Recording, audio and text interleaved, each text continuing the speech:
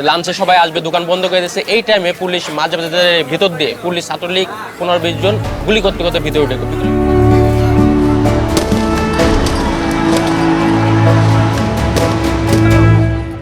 আব্বু বরফকলের ভিতরে চলে যায়। আরো 2 জন ব্যবসায়ী ছিলেন। বরফকলের ভিতরে পুলিশ ঠিক এইটার উপর দাঁড়ায় গুলি করে। আব্বু এইখানে ঠিক এইখানে পড়েছিল, এই স্পেসটাতে। আগে জেনারেটরটা ছিল না। এইখানে প্রায় আধা ঘন্টার মতো ছিল। এখানে আসলে ভিতরে ছিল তো কেউ আসলে এইভাবে খেয়াল করে নাই। একদম আব্বুর বুকে গুলি করছে। এইখানে দেখেন অসংখ্য ছিটা গুলি লাগছে। 20 তারিখের ঘটনা কি, আমি সকালে 5টা বাজে উঠছি, উঠে আমি এই জায়গাটা নামাজ পড়ি। আর তোমার আঙ্কেল আসে ওই সোফায় বসেছিল, তারে খাবার দিছি, সেটি খেয়ে চলে গেল। এই বাসাইতে শোনা যাচ্ছে অনেক গুলাগুলি শব্দ। তখন আমার মেয়ে ফোন দিয়েছে, বলছে আব্বু এদিক গুলির শব্দ পাওয়া যাচ্ছে, তুমি কোনে, তাড়াতাড়ি বাসায় এসে। বলতেছে মা আমি দোকান বন্ধ করছি, আমি বাসায় চলে আসতেছি। এই সময় আমার মেয়ের সাথেই কথা হয়েছে, মানে যে সময় ফোনে কথা বলে মোবাইল পকেটে রাখছে ওই সময় পুলিশ চলে আসে, আসে গুলি করা শুরু করছে।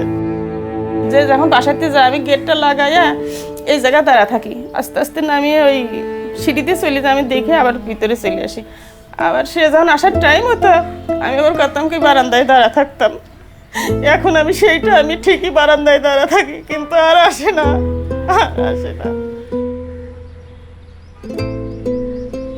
ওর জন্ম এখানেই, তো এখানে আপনার অনেক বানর ছিল।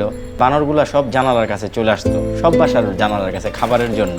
বিস্কিট খাবে বলে এমন বানরদেরকে সব বিস্কিট দিয়ে দিত। তো যখন এই আপনার এখান থেকে হেঁটে যাই বানরগুলাকে দেখি, তখন এই কথাগুলা মনে পড়ে। সবচেয়ে বেশি মিস করি ওর ছোটবেলার খাবারের কথা। ওর নানা ওকে এমনভাবে খাবার খাওয়া শিখিয়েছে আমার নবীর সুন্নতের মতো। আপনি যদি ওর প্লেটটা দেখতেন আপনি বিলিভ করতেন না যে এখানে একটু আগে কেউ খাইছে এই প্লেটটার মধ্যে। এত সুন্দরভাবে ও খাবার খাইতো। যখন খেলতো ওর এখন মেজো ভাই যে সাফওয়ান, ওর বয়স 6 বছর, ওরা তো খেলনাই না দিয়ে সব ভেঙে ফেলে খেলে। আর ও খেলনাকে এত যত্ন করতো।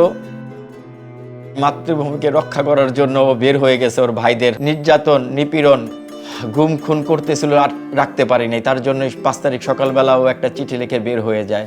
এই কারণে ওর কাছে আমার মাফ চাইতে হয়। যদি আমি ওকে আন্দোলনে নিয়ে যেতে পারতাম, বলতে পারতাম আমি যে এইভাবে নিজেকে সেভ করে তুমি আন্দোলন করবা। যেখানে গুলি করা হয়েছে চাংখারপুল, যে বাড়ির সামনে ও শহীদ হয়ে পড়েছিল, ওইখানকার বাড়িওয়ালার ছেলে বলতেছে আপনার ছেলে আমার জীবনটা বাঁচাই দিছে, না হলে আপনার ছেলের জায়গা আমি আজকে শহীদ হতাম। ও তো লাজুক ছিল, বউ কথা কম বলতো, প্রতিবাদ কম করতো, কিন্তু তার ভিতরে যে এতটা প্রতিবাদ সুপ্ত ছিল, লুকায়িত ছিল, এটা আমি অন্তত বুঝতে পারি নাই।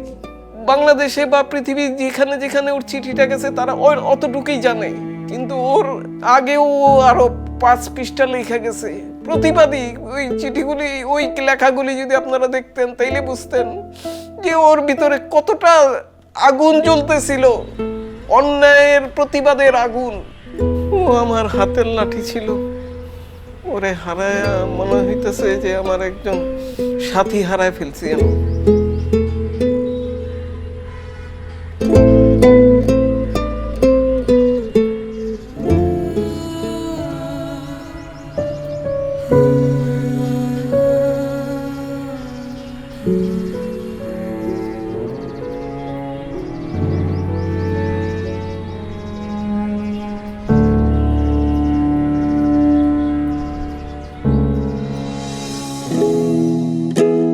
কতটা তুমি হারালে বন্ধু, কেঁদেছে অন্তর। জানো না তুমি হারাবার ব্যথা, জানে পলাশির প্রান্ত। হারিয়ে গেছে যেখানে মায়ের সোনার নোলকখানি, গোলা ভরা ক্ষেতের ফসল, সাজানো ফুলদানি। এ হারানোর বেদনা তুমি রেখো অন্তরে, দেখবে তোমার দুঃখ লুকাবে পলাশির প্রান্তরে।